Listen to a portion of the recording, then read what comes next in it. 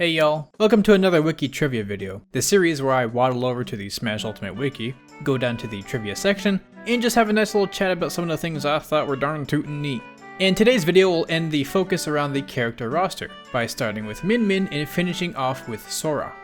I did the Mii's in a previous episode, so you can go look for that. So once this video's done, I'll have covered basically every character in the game, so that's exciting. Anyways, getting into it, Min Min actually has some unused animations that are copied from Captain Falcon, specifically both the aerial and grounded version of Falcon Kick, which you can see here. Hello ZekFox, thank you for having these. Seeing this kind of stuff, I have to wonder how many changes and variations this character went through before we got the extremely unique finished product we have now. But either way, I guess Captain Falcon's presence in the trailer rubbed off on her. Now you might be saying that they are in the final game, with the aerial Falcon Kick being her down air, and the grounded Falcon Kick being her dash attack. Well, you'd be right to say that they're similar, but they aren't the same. If you look at the animations side by side, you can notice the differences. Now these differences are subtle, but you can definitely see that they're not identical.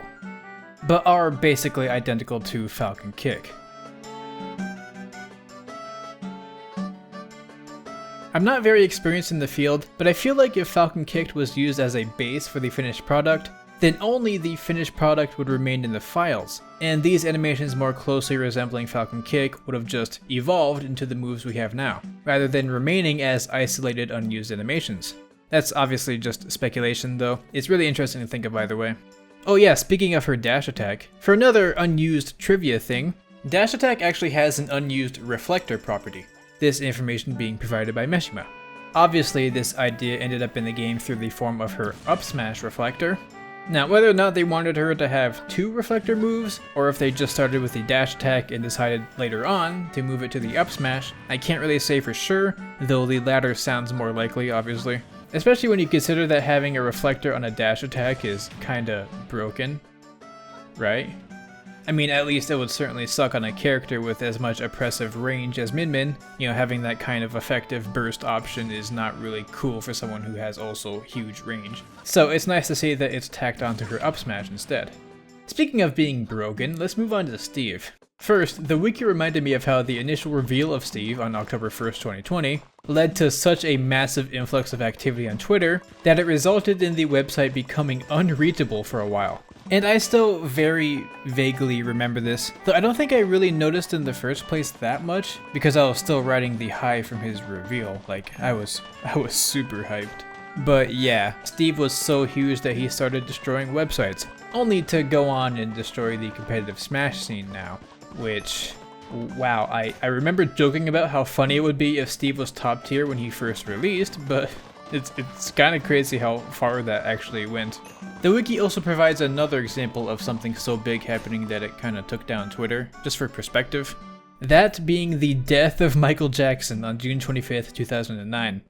Now obviously the comparison between Twitter activity in 2009 and Twitter activity in 2020 is a little bit different, but nuance aside, that basically means that Steve being revealed for Smash was as culturally impactful as Michael Jackson's death. And, I mean, nowadays Twitter going to hell is just kind of the new norm, but back then it really wasn't. Next, it's mentioned that Steve's code name in the game files is called Pickle. No, not that kind, no. It's the Japanese loanword pikeru, which is used to describe ice axes, which is derived from the German word Eispickel, with ice being ice, and Pickel being the pick, like used in our language for pickaxe. Though this is different from the word used in Minecraft itself, that being tsuruhashi, which means something more akin to a basic pickaxe than specifically an ice axe like the word pikeru means in Japanese, which is interesting. There's kinda layers to this codename.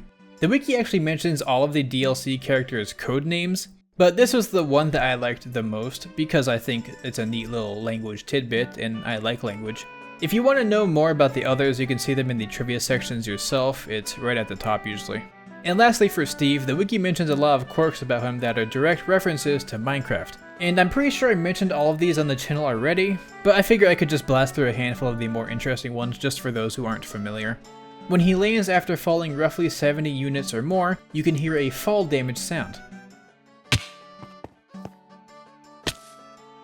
Though obviously no fall damage is taken. When Steve consumes a food item, you'll hear the sound Steve makes when he eats in the game. Though you won't hear his slurping sound when he consumes a beverage, even though that normally does have a separate sound effect. When climbing a ladder, it'll make the ladder sound from Minecraft.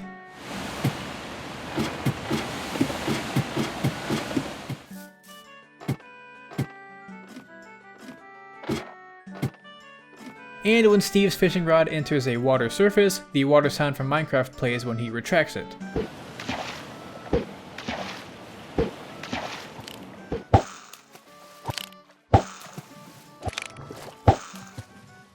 And there's plenty of other references you can point out, but I just felt like these ones were the more niche and missable. Next, let's mention how Sephiroth's victory screen loads in way quicker than any other character. You can see a comparison here. Sephiroth win! This is because the background is pre-rendered, rather than the modeled setting that all the other victory screen animations take place in. It makes sense, he's a busy man, he's got fire to walk into. Also, the prompt I got for Pyra and Mythra does technically include Sephiroth. You can tell that even though I organized this series by characters, I'm still kinda scattered in where I covered them. Oh well, it just flows better that way, but anyways. That prompt points out how normally, when fighting Master Hand, or Master Hand and Crazy Hand, the character or characters will start out the match in the center of the stage, or thereabouts. Excluding any extreme cases where there's a lot of characters fighting, like for Byleth. But for Pyra and Mythra, they spawn on the far left side of the stage instead, for some reason. This is a trait shared with Sephiroth and Sora. Considering all these exceptions are the last DLC characters to be added to the game, you can imagine that this is just an oversight. I mean, I can't really think of an intentional reason why only these characters would not spawn in the center. Oh, and Kazuya doesn't fight Master Hand or anything, so we can't see it with him, though if he did, I imagine we would see the same thing. It's not like this is a DLC thing either, because both Joker and Banjo do still spawn in the center just fine. So I don't know, I guess they just sort of stopped looking for that one detail once they got to the end of the DLC. And can I just talk about how hysterical Byleth's boss fight is? I mean, it's kind of like sticking your hands in a blender. Their health bars just get completely plummeted. It feels like a Metal Gear Rising Revengeance thing. And I just think that's really funny. Moving on, apparently in Kazuya's character scripts, there remains unused code for a rapid jab.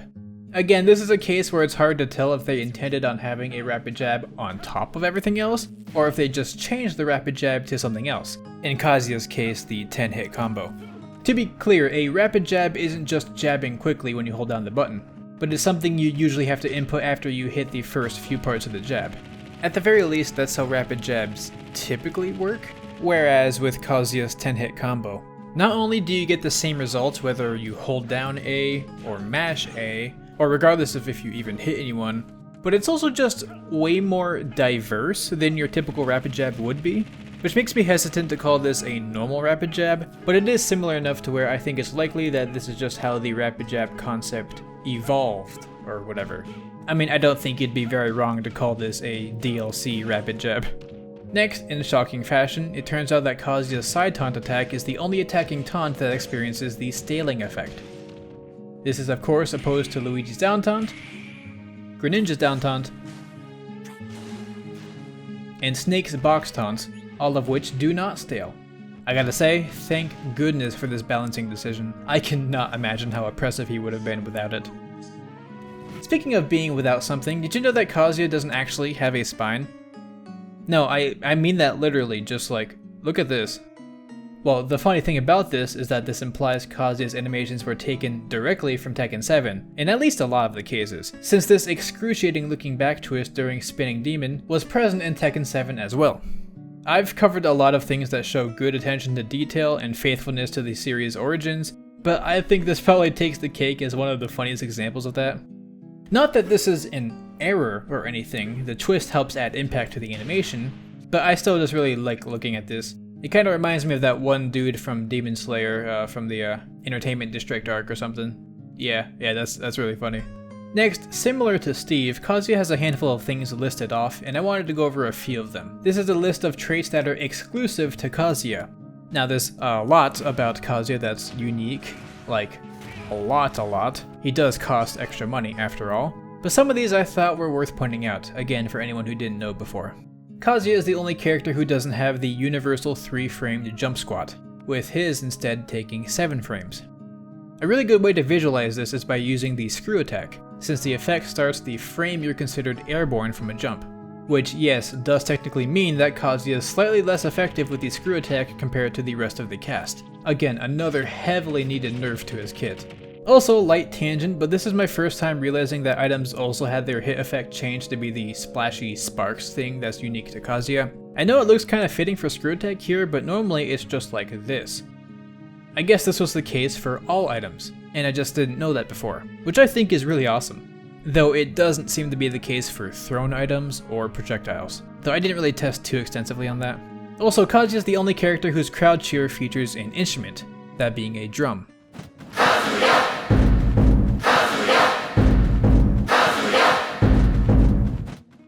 He's also the only character in the game to vocalize while pummeling.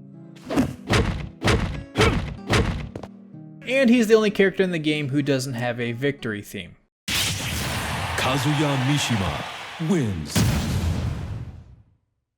Wait, I'm just realizing that I have music turned off, so this doesn't actually prove anything. Hold on, let me fix that. Okay, so now let's see. Kazuya Mishima wins.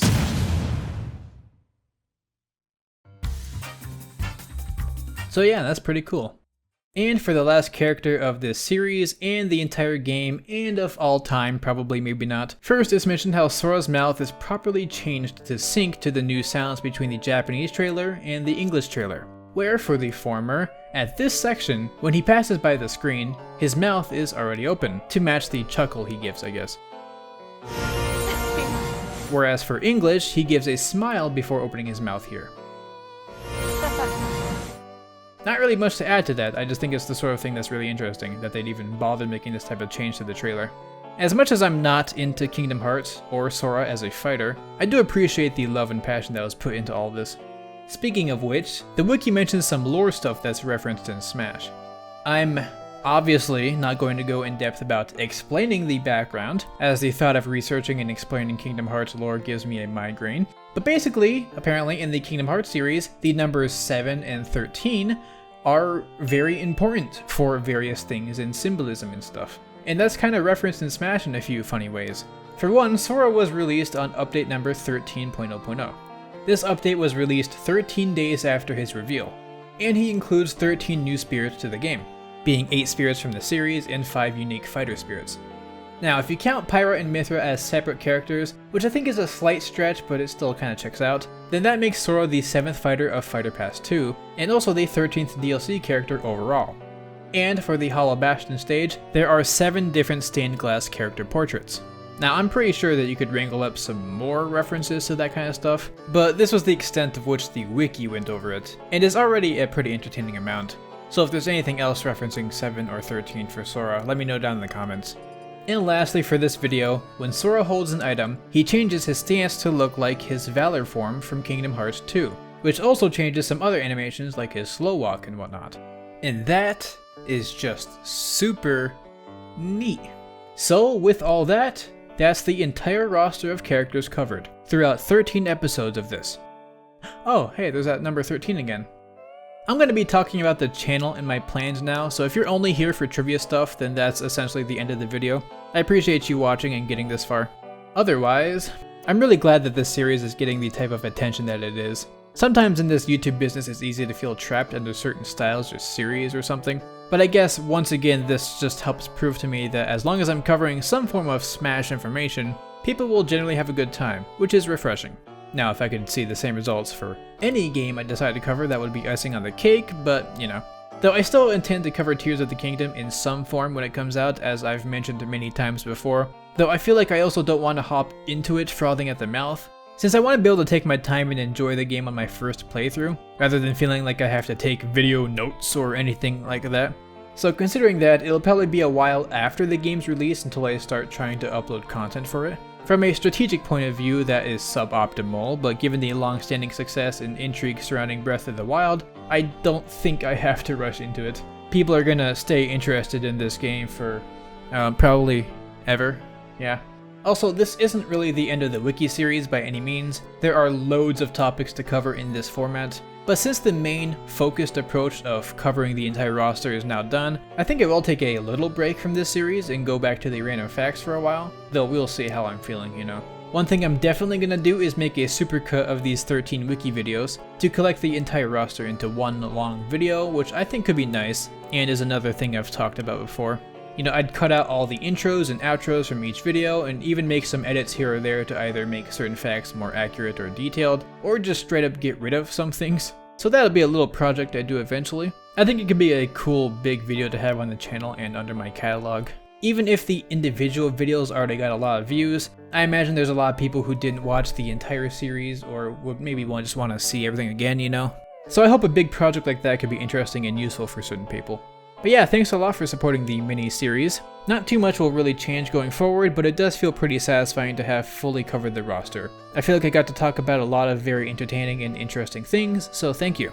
And another thank you to my glorious patrons Raighne, Skully, Civlin700, Burbo, SickanDaDank, and everyone else for their support. Stay casual, and I'll see y'all later.